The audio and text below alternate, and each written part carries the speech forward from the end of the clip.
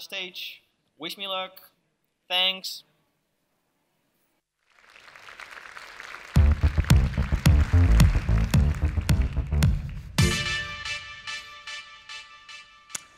What you just saw was me sending a Snapchat to my friend and business partner, Tim van der Wiel.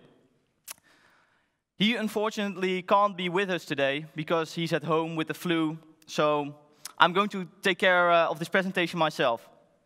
Like Drew just asked you, I want to again see some hands. Who of you knows Snapchat? I think a lot, okay, that's okay. And who of you use it on a daily basis? Okay, that's a lot less, that's just a few. Well, for the rest of you, you're not an exception. Snapchat was and is primarily used by youngsters. Teenagers like me, like Tim, like here in the front. They use Snapchat every day. Every day, Snapchat is open on their phone. Snapchat is used by 160 million people worldwide every day, and most of them are below 25. And because the app is only used by people below 25, companies don't really know what to do with it, because most of the people working at companies are above 25. So Tim and I, we found out we can perhaps make a business out of it. And that's basically what we do. We advise companies on how they can use Snapchat. Well, some of you might, who know Snapchat but do not use it quite often, they are thinking about, what is the fun of Snapchat? Why would a lot of teenagers use it every day? Well, that's most of all because the app is fun to use. That's the most important thing. The app Snapchat has so many specific lenses and filters, like I've shown in my video with my mouth. They add so many specific things to their camera, it makes it an incredibly fun experience. Furthermore, Snapchat takes communication to a whole new level. Where people first use text to communicate, think Twitter, people afterwards started using photos, think Instagram. And now teenagers primarily use videos to communicate. And Snapchat has embraced videos like no one else has. But the older marketers, they don't really get the hype, but they still want to reach a younger audience. So what they do, they try to use TV advertisements, but they don't work anymore because kids have stopped watching TV. Or they try banners on website, but that doesn't work either because, well, who of you here uses an ad blocker? Everyone. And furthermore, kids have also started to leave more the traditional social media like Facebook.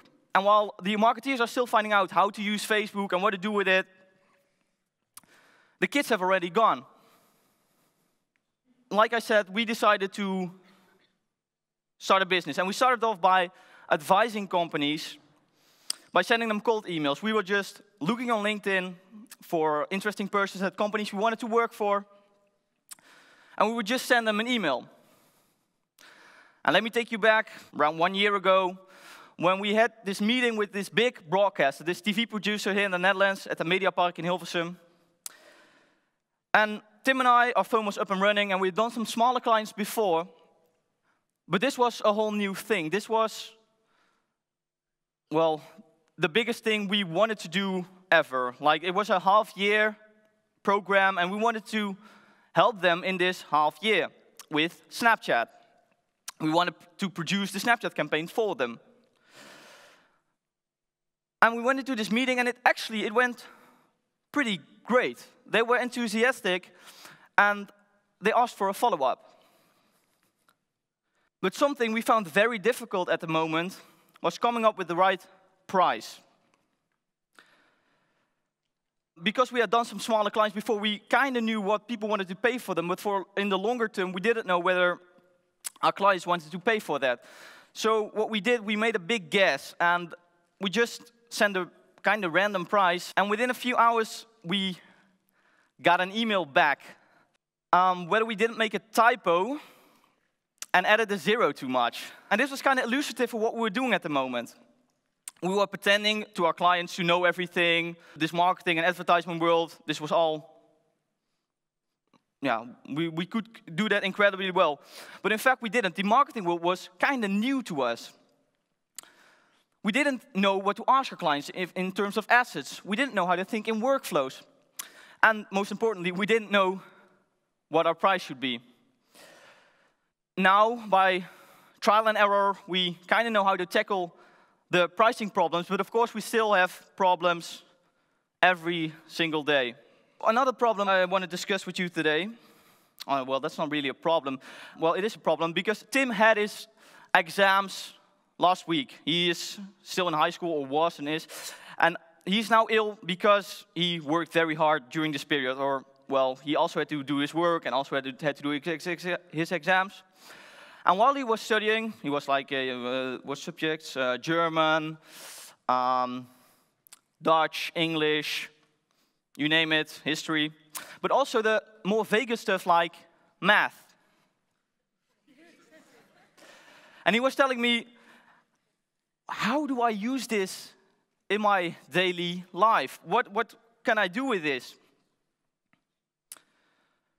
And I said, well, I don't know, I have also done math, and I just did what I had to do. And the stuff we do every day, you don't learn that at school. You don't learn at school how to hire people, how to open an office, or how to read those very difficult documents. Let me take you also back to around, well, it was even before the broadcaster, actually. When we had this meeting, it was a big retailer here in the Netherlands. And that was when our firm wasn't really up and running yet. So we were just trying stuff and doing stuff. And we two young geezers, just wearing sneakers, a hoodie. We were walking into this building from this company, high glasses everywhere, people wearing suits. And we really wanted to kill this meeting because we wanted to take on this new big client. So we went into this meeting and we told them our ideas and what we could do for them and what Snapchat could mean for their business. And we were telling them, and they were nodding all the time, taking notes, nodding quite eagerly actually. So we thought, yeah, we have persuaded them. Or yeah, that was exactly what it was. We thought we had persuaded them. In fact, we didn't. We told them so many things in one meeting, they didn't really know what the follow-up should be or what they could do with it. We just thought, well, we overloaded them with information and they'll hire us. But that's not the case. Because in big companies, people have to persuade other people to hire us. The persons who were sitting on the other side of the table, they didn't have to only persuade their boss, but their boss also had to persuade his boss. So it was kind of in a hierarchy. And that was something we totally forgot. We just thought like, hey, overload them with information, we get the job. And those are also really things you don't really learn at school. What you do learn at school is how to write a letter to your German pen pal. Now, it's true, you still learn those kind of things at school. I mean, like, who here still has a pen pal? And let alone a German pen pal, no one. Kids nowadays, they use emoji to communicate. Or like I said before, videos and photos. They don't use letters to write to pen pals. And last week, or 2 weeks back, I was talking to my niece. And she's in her 30s. And she has some sort of quarter-life crisis. In Dutch, it's called the dertigers dilemma. And I don't really know what this is about. I kind of have an idea, though. It's about having second thoughts. Did I choose the right study? Did I choose the right job? Did I choose the right husband? But people at that age also start to have kids. Or at least think about it. And when you start having kids, what you lose is your flexibility. Your flexibility to experiment, for example. But also your flexibility to create new stuff every day.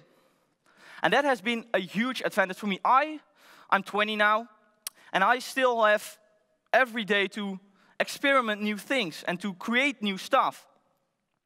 And when you have a car, a house, an insurance, you can't really take big guesses anymore because, well, you have to take care of all those things, let alone if you have kids. I'd like schools to teach that more. So kids can get more creative and think more outside of the box. And I think it'd be very cool if schools would focus more on that. Instead, a friend of mine, he had to choose this year what he was going to study, and he chose law as his follow-up studies just because it sounded fun to him, and he thought he could earn a lot of money with it. And that's not the right thing to make a choice. In the beginning, it should never be about the money, or because something sounds fun, but about learning something.